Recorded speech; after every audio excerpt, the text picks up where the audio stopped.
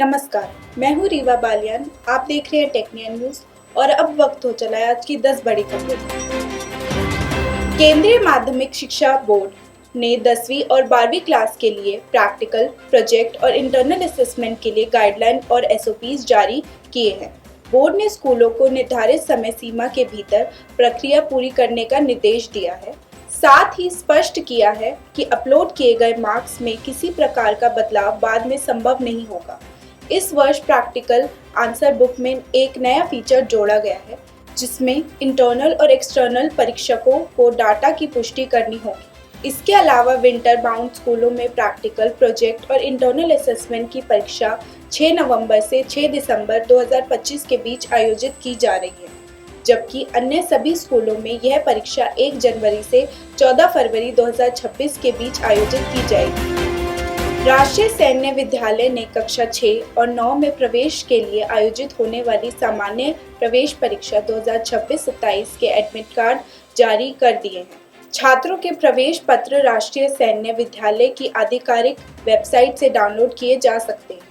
प्रवेश परीक्षा का आयोजन 7 दिसंबर 2025 को देश भर के निर्धारित परीक्षा केंद्रों पर किया जाएगा। अभ्यर्थियों को परीक्षा केंद्र पर एडमिट कार्ड के साथ या कोई अन्य एक वैलिड आईडी कार्ड लेकर जाना अनिवार्य है। एडमिट कार्ड और पहचान पत्र नहीं होने पर परीक्षा में बैठने की अनुमति नहीं मिलेगी। एम्स नई दिल्ली ने institute of national importance super speciality यानी INISS जनवरी 2026 का रिजल्ट जारी कर दिया है।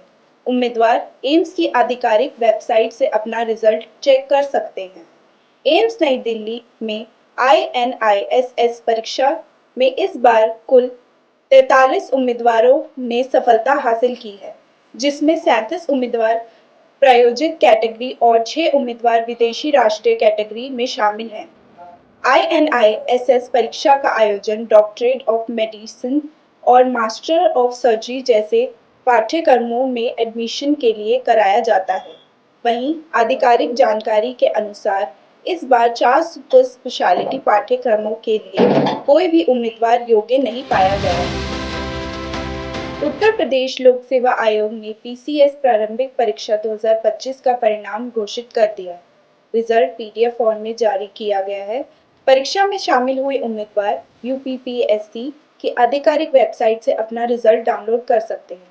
UPPSC PCS प्रीलिम्स परीक्षा में 6 लाख से अधिक उम्मीदवारों ने आवेदन किया था। वहीं प्रीलिम्स परीक्षा में कुल 11,727 सफल हुए हैं। प्रीलिम्स परीक्षा में सफल हुए उम्मीदवारों में से कुल 920 उम्मीदवारों को मुख्य परीक्षा और इंटरव्यू प्रक्रिया के आधार पर नियुक्ति दी जाएगी। MPPSC फूड सेफ्टी ऑफिसर भर्ती परीक्षा के लिए एडमिट कार्ड बुधवार को जारी किए जा रहे हैं। परीक्षा 14 दिसंबर को आयोजित होगी। परीक्षा एक शिफ्ट में की जाएगी। वहीं मध्य प्रदेश लोक सेवा आयोग ने स्पष्ट किया है कि किसी भी उम्मीदवार को प्रवेश पत्र डाक से नहीं भेजा जाएगा। परीक्षा केंद्रों में अभ्यर्थियों को केवल एडमिट कार्ड, वैध पहचान पत्र और पारदर्शी पानी की बोतल ले जाने की अनुमति होगी, जबकि मोबाइल, घड़ी, बैग और जूते, मोजे सहित कई वस्तुएं प्रतिबंधित रहेंगी। इस भर्ती के तहत कुल 67 पदों पर नियुक्ति होगी। एकलव्य मॉडल आवासीय विद्यालय ने टीचिंग और नॉन टीचिंग भर्ती परीक्षा के लिए एग्जाम सिटी स्लिप जारी कर दिया है। उम्मीदवार आधिकारिक वेबसाइट से सिटी स्लिप डाउनलोड कर सकते हैं। परीक्षा 13, 14 और 21 दिसंबर 2025 को आयोजित की जाएगी।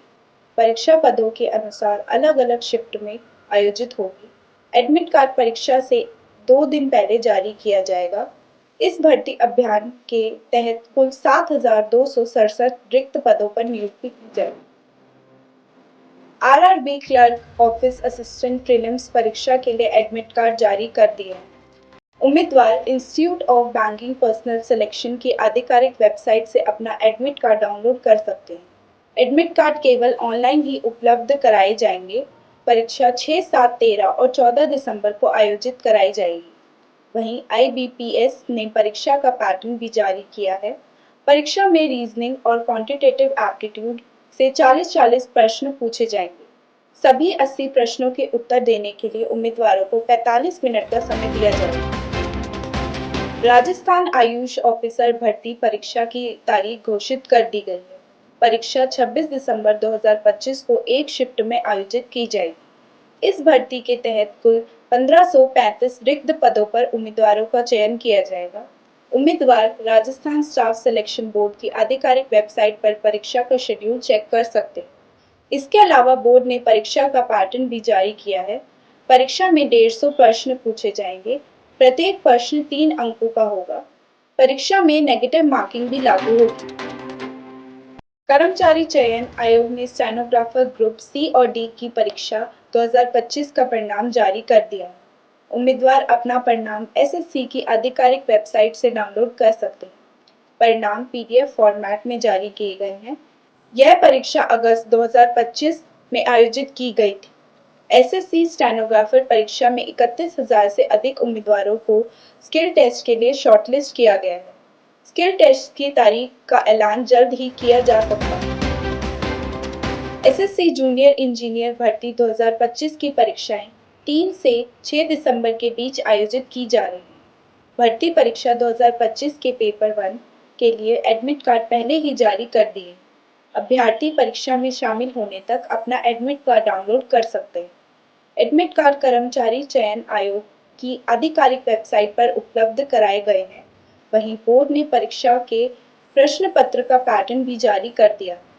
प्रश्न पत्र में कुल 3 सेक्शन होंगे, जिनमें जनरल इंटेलिजेंस और रीजनिंग, जनरल अवेयरनेस और जनरल इंजीनियरिंग के सवाल पूछे जाएंगे।